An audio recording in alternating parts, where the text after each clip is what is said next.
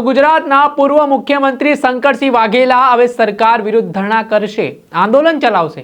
કેમ કે થોડાક દિવસ પહેલા ગુજરાત સરકાર દ્વારા આણંદ મહાનગરપાલિકામાં સરદાર વલ્લભભાઈ પટેલનું જન્મસ્થાન કરમસદને પણ જોડી દેવામાં આવ્યું. તેને જ લઈને વિરોધનો સૂર જોવા મળી રહ્યો છે.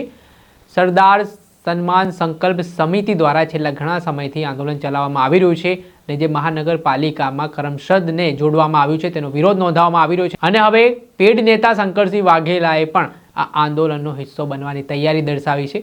ત્યારે શું કહી રહ્યા છે આ મામલે શંકરસિંહ વાઘેલા, વિગતે વાત કરીએ. વૈષ્ણવજન તો તેને કહીએ જે પીડ પરાઈ જાનાને રે. નમસ્કાર દર્શક મિત્રો, નવજીવન ન્યૂઝમાં આપનું સ્વાગત છે. હું છું ફૈઝાન. આજથી થોડાક દિવસ પહેલા ગુજરાત સરકાર દ્વારા 9 જેટલી મહાનગરપાલિકાની ઘોષણા કરવામાં આવી હતી.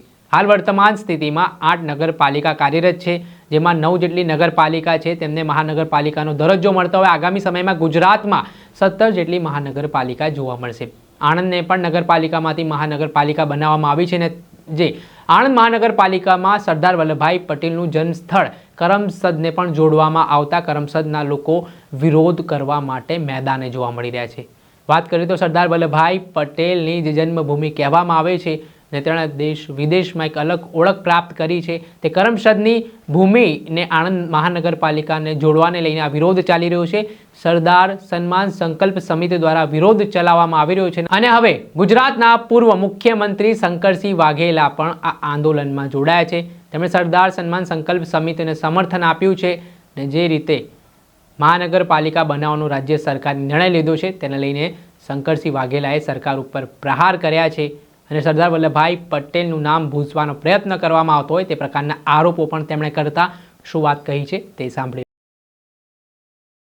શ્રી સરદાર સન્માન સંકલ્પ આંદોલન સમિતિના આગેવાનોનો આભાર માનું છું કે આજે રૂબરૂ મળીને જે કરમસદ માટે ગુજરાતની સરકારે શહેરો મોટા કરવા, નગરપાલિકા હોય ત્યાં મહાનગરપાલિકા બનાવી, એનો જે નિર્ણય કર્યો છે એના વિરોધમાં જે આંદોલન કરી રહ્યા છે એના માટે રૂબરૂ મળીને ચર્ચા કરી એમનો હું આભાર માનું છું.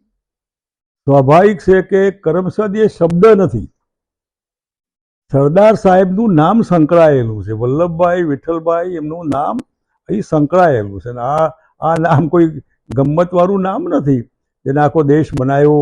એવા સરદાર સાહેબને જો પોતાના વતનથી પણ જો સરકાર દૂર કરવા માગતી હોય અને કરમસદનું નામ ઇતિહાસમાં ભૂસી નાખવા માગતી હોય તો એ મને પણ મંજૂર નથી. ભૂતકાળમાં મેં ગુજરાત સરકારમાં એવું કીધેલું કે શહેરીકરણ બહુ મોટા નહીં વધવા જોઈએ, નહીં બનવા જોઈએ. 10 લાખથી મોટી નગરપાલિકા હોય એનાથી એને કેપ કરવી જોઈએ. કોર્પોરેશનો નવા નહીં બનાવવા જોઈએ અને નગરપાલિકા બનતી હોય એની લિમિટ પૂરી થાય 10 લાખની સંખ્યામાં બીજી નગરપાલિકા બનાવો, ત્રીજી નગરપાલિકા બનાવો.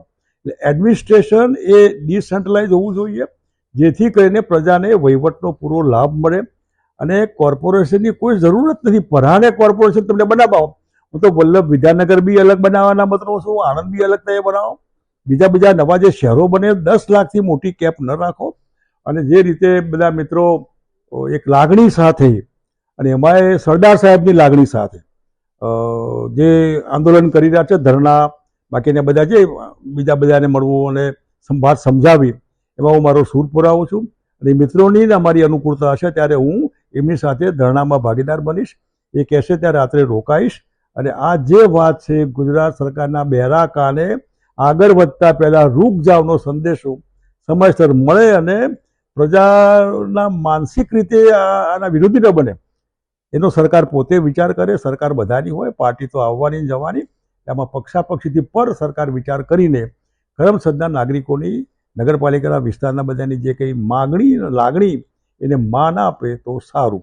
જ્યારે આંદોલન ઉગ્ર રૂપ ધારણ કરશે એમાં એ થશે અમારો એમાં રોલ પ્લે કરીશું. જય સરદાર. હતા ગુજરાતના પૂર્વ મુખ્યમંત્રી શંકરસિંહ વાઘેલા. તેમના દ્વારા કહેવામાં આવ્યું છે કે તેમણે ભૂતકાળમાં પણ સરકારમાં અનેક રજૂઆતો કરી છે કે શહેરીકરણ વધવા ના દો. જ્યાં નગરપાલિકાની જગ્યા હોય ત્યાં 10 લાખની કેપેસિટી ધરાવતી જગ્યાઓમાં નગરપાલિકા જ રહેવા દો, તેને મહાનગરપાલિકામાં ભેળવો નહીં. આવી રીતે અલગ અલગ જગ્યાએ જે 10-10 લાખની વસ્તી ધરાવતા જે વિસ્તારો હોય ત્યાં નગરપાલિકા અલગ અલગ બનાવો, પરંતુ મહાનગરપાલિકા ના બનાવો તે પ્રકારની વાત પણ તેમણે જણાવી છે અને સરકાર સામે પ્રહાર કર્યા છે અને સરદાર વલ્લભભાઈ પટેલનું જન્મ સ્થળ કરમસદને આણંદ મહાનગરપાલિકામાં જોડવામાં આવતા પોતાનો તેમણે વિરોધ વ્યક્ત કર્યો છે અને આગામી સમયમાં આંદોલન કરવાની પણ તૈયારી દર્શાવી છે. દર્શક મિત્રો, અત્યાર સુધીમાં બસ આટલું. આવા નવા વિડીયો સાથે આપણે માહિતગાર કરતા રહીશું. એટલે નવજીવન ન્યૂઝને લાઇક કરી લો, સબસ્ક્રાઇબ કરી લો અને શેર કરવાનું ભૂલતા નહીં. વૈષ્ણવજન તો તેને કહીએ જે પીડ પરા